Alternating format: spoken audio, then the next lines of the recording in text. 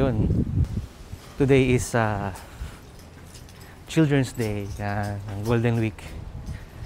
Kaya holiday siya. Ang balak ngayon, we're going on an adventure, specific adventure. Bali ganito, merong train line sa amin dito sa Kawasaki, ang pangalan Nambu.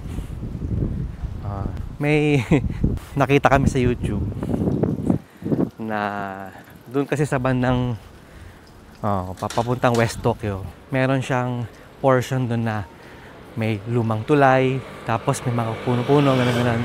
Nakita namin sa YouTube ng isang channel na ito yung channel niya, ito. Nag-random vlog lang siya ng mga iba't ibang views, ng mga random views ng mga trains. So itong Nambu, nakita niya, may magandang view. Cherry blossom period yun eh. Tapos na yung cherry blossom. Pupunta lang tayo doon para mag-reconnaissance. Para sa next cherry blossom, alam na natin paano puntahan. Di ba? Okay, ready na? Let's go!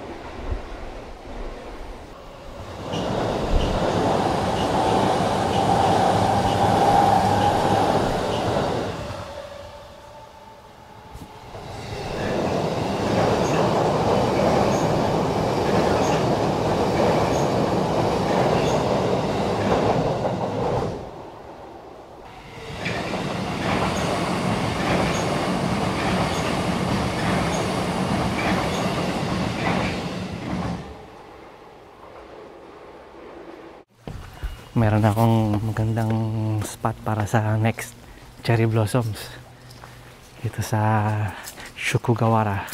Ang ganda ng view eh. Tapos ayan o, puro to cherry blossom yata ito eh. Puro sakura. Ngayon kasi tapos na yung cherry blossom, kaya next year na lang ulit. Gandang view to, konting ilog something, tapos yung tulay ng tren. Tara, uwi na. Okay, bye bye.